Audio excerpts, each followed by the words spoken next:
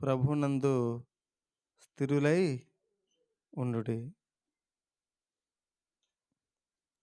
అదేవిధంగా మరి 4 అధ్యాయం 4 వచనం చూసినట్లయితే అక్కడ అంటున్నాడు, ఎల్లప్పుడూ ప్రభువునందు ఆనందించుడి. మరలా చెప్పుదును, ప్రభువునందు ఆనందించుడి. సో, ఇక్కడ మరి దేవుని వాక్యంలో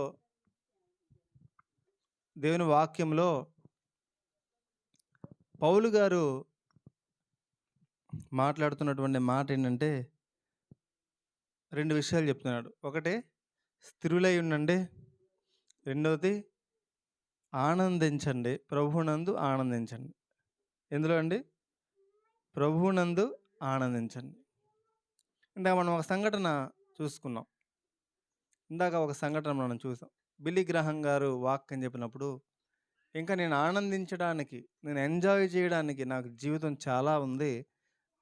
అలా నా జీవితం అంతా ఎంజాయ్ చేశాక, ఆనందించాక, నా జీవితం అంతా నేను అనుభవించిన తర్వాత, చివరిలో నేను ప్రభువుని నమ్ముకుంటానులే అని రాసుకొని, ఆ మీటింగ్ నుంచి వెళ్ళినటువంటి ఒక సహోదరి సినిమా యాక్టరు మరి ఏమైందండి? ఏమైందని మనం విన్నాం. రిజల్‌గా మరి జరిగినటువంటి సంఘటన ఒక పుస్తకంలో రాయబడింది. ఆ యొక్క వివరణ. ఆ రోజు యాక్సిడెంట్‌లో చనిపోయిందని మనం చూసాం. అంటే చాలామంది యొక్క అభిప్రాయం ఎట్లా ఉంటుంది అంటే, ఆనందం లేకపోతే సంతోషం, ఎంజాయ్‌మెంట్ అంటే ఏంటి అని అడిగితే వాళ్ళేమంటారంటే, వారు సినిమాలు చూడడమో, వారు జీవితంలో వారికి నచ్చినట్లుగా వారు జీవించడమో, వారు మరి యవ్వనస్తుల్ని మనం గమనిస్తే వారు మరి సినిమాలు, లేకపోతే సిగరెట్సు, మరి మరి మద్యం సేవించడం, ఇలా రకరకాలుగా వారు ఎలాగ నచ్చితే అలాగ జీవించడం. ఇది ఎంజాయ్‌మెంట్ అని వాళ్ళు అనుకుంటూ ఉంటారు.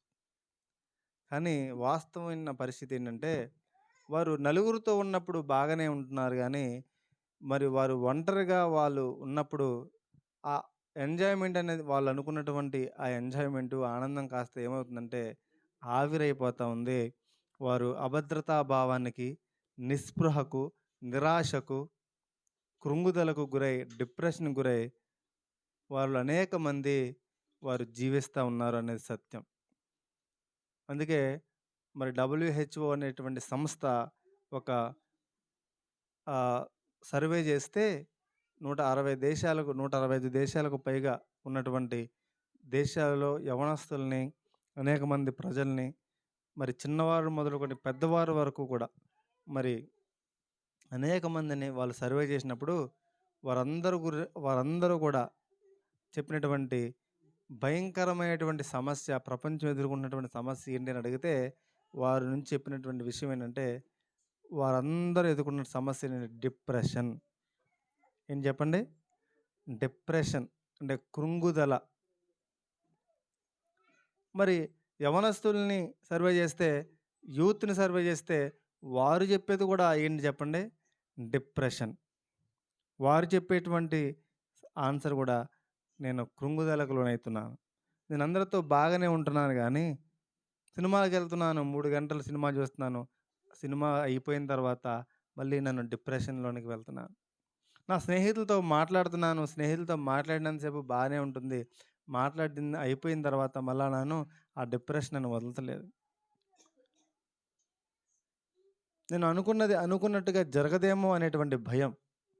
నేను ఆశించింది నాకు దొరకదేమో అనేటువంటి భయం. ఎగ్జామ్‌లో ఫెయిల్ అయితానేమో అనేటువంటి భయం. ప్రేమించిన వ్యక్తిని వివాహం చేసుకోలేనేమో అనేటువంటి భయం. ఈ ప్రయాణంలో నేను మరణిస్తానేమో అనే భయం. ఈ అనారోగ్యంతో నేను మరణిస్తానేమో అనే భయం. నా భవిష్యత్తు ఏమవుతుందో అనే భయం. ఉద్యోగం రాదేమో అనే భయం. ఈ రిలేషన్‌షిప్ కంటిన్యూ అవుతదో లేదో అనే భయం. అంటే ఏ యవ్వనస్తుడిని మీరు పరిశీలన చేసినా, సర్వే చేసినా 165 దేశాల్లో ఈ యొక్క యవ్వనస్తులందరిని కూడా, వ్యక్తులందరిని కూడా పరిశీలించినప్పుడు మరి వాళ్ళ దగ్గర నుంచి వచ్చినటువంటి సమాధానం అంటే భయము, డిప్రెషన్, ఈ కృంగుదల వారిని వెంటాడుతూ ఉంది. నిరాశ, నిస్పృహ వారిని వెంటాడుతూ ఉంది. మరి ఇంకెక్కడుంది ఎంజాయ్‌మెంట్? అది ఎలా ఆనందం అయితుంది? అది నిజమైన ఆనందం ఎలా అవుతుంది? ప్రియ దేవుని జనాంగమా! అది నిజమైన ఎంజాయ్మెంట్ అవ్వదు, అది నిజమైన ఆనందం అవ్వదు. నిజమైన ఆనందం నిన్ను విడిచి వెళ్ళదు. అది నిజమైన ఆనందం కాదు అని దేవుని వాక్యం సెలవిస్తూ ఉంది. ఎందుకు అంటే నిజమైన ఆనందము అంటే ఏంటి అంటే పౌలుని అడగండి చెప్తాడు. దేవుని వాక్యంలో ఉన్నటువంటి వ్యక్తిని అడగండి ఆయన చెప్తాడు. ఎందుకంటే ఈ ఫిలిప్పీ రాసిన పత్రిక రాసినప్పుడు ఆయన ఉన్నటువంటి పరిస్థితి ఏంటంటే ఆయన ఎక్కడి నుంచి రాశాడు అంటే ఆయన రోమా జైలులో నుంచి రాశాడు. ఎక్కడి నుంచి అండి? రోమా జైలులో నుంచి రాశాడు. రోమా జైలు అంటే ఎట్లా ఉంటుందో తెలుసండి? ఆయన ఎప్పుడు ఇక మరి చనిపోతాడో తెలియదు. కొంతమంది లెక్కల ప్రకారం 2.5 అడుగులు వెడల్పు ఉంటుందంట. 3 అడుగుల పొడుగు ఉంటుందంట. ఒక్కొక్క గది. కొన్ని గదులు. కొన్ని గదులైతే కింద నుంచి మురికి నీళ్ళు వెళ్తా ఉంటాయంట. కొన్నిట్లో అయితే ఎలుకల్ని, బొద్దింకల్ని కూడా వదులుతూ ఉంటారంట. అలాంటి భయంకరమైనటువంటి గదులనమాట. వాడు పడుకోవడానికి కూడా పూర్తిగా పట్టదు. 4 అడుగులు, 3 అడుగులు ఒక మనిషి ఎలా పడతాడండి? వారికి సరైన ఆహారం ఉండదు.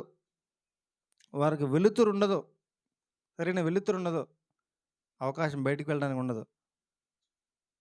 అలాంటి పరిస్థితుల్లో బంధించబడినటువంటి వ్యక్తి అంటున్న మాట ఏంటంటే అక్కడి నుంచి రాశాడు ఈ పత్రిక. అట్లాంటి పరిస్థితుల్లో ఆయన అంటాడు, ఒక పత్రికలు అంటాడు, నేను ఇక్కడ ఏమవుదునో తెలుసుకున్న తర్వాత అవకాశం ఉంటూ మీ దగ్గరకు వస్తానంటాడు. అంటే నన్ను ఎప్పుడు చంపేస్తారో వీళ్ళు తెలియదు. ఒకరోజు అలాగే ఆయన చంపేశారు కూడా.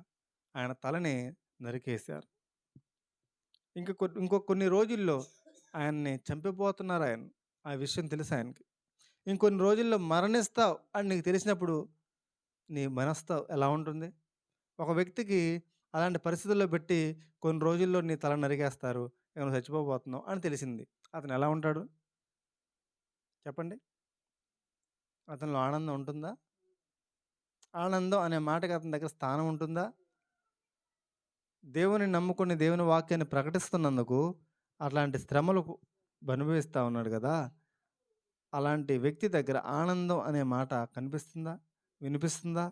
ఉండదు. కానీ ఆయన అంటున్నాడు, ఆయన రాస్తున్నాడు ఏమనంటే ఫిలిప్పీ రాసిన పత్రిక ఏమంటున్నాడంటే 4:4 ఎల్లప్పుడూ ప్రభువునందు ఆనందించుడి, మరలా చెప్పుదును ఆనందించుడి. దేవునికి స్తోత్రం కలుగునుగా. హల్లెలూయా. మీ సహనమును సకల జనులకు తెలియనీయుడి. మరలా చెప్తున్న ఆనందించండి. ఇది ఆనందం అండి. దేవునికి స్తోత్రం. ఇది నిజమైన ఆనందం, నిజమైన హ్యాపీనెస్, నిజమైన సంతోషం. ఎలా వచ్చింది ఆయనకంటే అది ఒకే ఒక్క కారణం ఉంది. అదేంటంటే తన జీవితాన్ని ప్రభువుకి ఆయన సమర్పించుకున్నాడు. దేవునికి స్తోత్రం కలుగును గాక. హల్లెలూయా. అందుకని ఆయన ఆనందం ఆయన దగ్గర నుంచి వెళ్ళడం లేదు. అందుకే ఆయన సంతోషం ఆయన దగ్గర నుంచి ఎవరు తీసివేయలేకపోతున్నారు. జైలు ఆయన సంతోషాన్ని తీసివేయలేకపోతా ఉంది. నిద్రలేమి ఆయన సంతోషం ఆయన దగ్గర నుంచి తీసుకువేయలేకపోతా ఉంది. శ్రమ, కొరడా దెబ్బలు ఆయన సంతోషం ఆయన దగ్గర నుంచి తీసుకువేయలేకపోతా ఉన్నాయి. మరణం ఆయన ఎదురుగా వచ్చి నుంచుంటే ఆ మరణం ఆయన సంతోషం ఆయన దగ్గర నుంచి తీసివేయలేకపోతా ఉంది. కారణం ఏంటంటే ఆయన యేసుని అంగీకరించాడు. ఆయన యేసుకి కుమారుడిగా ఉన్నాడు. యేసు ఆయనకు రక్షకుడిగా ఉన్నాడు. యేసు ఆయన హృదయంలో ఉన్నాడు. హల్లెలూయా. ఏది నిజమైన సంతోషం చెప్పండి? ప్రభువుని కలిగి ఉండడం నిజమైన సంతోషమా? ప్రభువు లేకుండా 3 గంటల సినిమా చూసి 2 నిమిషాలు సిగరెట్ కాల్చి నమ్మకాలు లేనటువంటి స్నేహాలు, రిలేషన్షిప్స్, ఈ లోకంలో ఉన్నటువంటి ఎంజాయ్మెంట్ అనుకుని నువ్వు పెట్టేటువంటి పేరు ఏదైతే ఉందో అది నిజమైన సంతోషమా? దేవుని జనాంగమా, అది నిజమైన ఎంజాయ్మెంట్ కాదు. అది నిజమైన సంతోషం కాదు. దేవునిలో నిజమైన సంతోషం ఉంది. దేవునిలో నిజమైన ఆనందం ఉంది. దేవునిలో నిజమైన ఎంజాయ్మెంట్ ఉంది. అది నీకు అర్థమైతే ఆయనను విడిచిపెట్టవు. అందుకని ఆయన అంటున్నాడు, ఆ సంతోషం నీకు కావాలంటే, ఆ సంతోషం నువ్వు అనుభవించాలంటే, నువ్వు ఆయనలో స్థిరంగా ఉండి చూడు. హల్లెలూయా! ఆయనలో నువ్వు స్థిరంగా నిలిచి చూడు. నీ జీవితాన్ని ఆయనకిచ్చి చూడు. నీ హృదయాన్ని ఆయనకు అప్పగించి చూడు. దేవుని వాక్యాన్ని నీ మనస్సుతో చదివి ధ్యానించి చూడు. నీ మనస్సుతో నీ అంతరంగంలోంచి నిజంగా ప్రార్థించి చూడు. నీ పాపములు ఆయన రక్తంలో కడిగి వేసుకొని చూడు. ఆ సంతోషం ఏంటో నీకు అర్థమవుతుంది. అంతేగాని కేవలం చర్చ్‌కు వచ్చి వెళ్ళినంత మాత్రాన, దేవుని చందా యేసినంత మాత్రాన, నువ్వు 4 పాటలు పాడినంత మాత్రాన, నువ్వు ఏదో ఏదో ఈ లోకంలో మన చర్చిలో ఇంటి నిండా స్టార్ కట్టి ఈ డెకరేషన్‌లు చేసినంత మాత్రాన నీకు ఆ నిజమైన సంతోషం రాదు. కానీ నీ జీవితాన్ని దేవునికి ఇచ్చి చూడు. నీ పాపములు ఆయన ఎదుట ఒప్పుకొని నీ హృదయంలోనికి ఆయన ఆహ్వానించి చూడు. ఆయనలో నిలిచి చూడు. ఆయన వాక్యాన్ని ధ్యానించి చూడు. నీకు అర్థమవుతుంది ఆ సంతోషం. అందుకని పౌలు అంటున్నాడు. పౌలు ఏం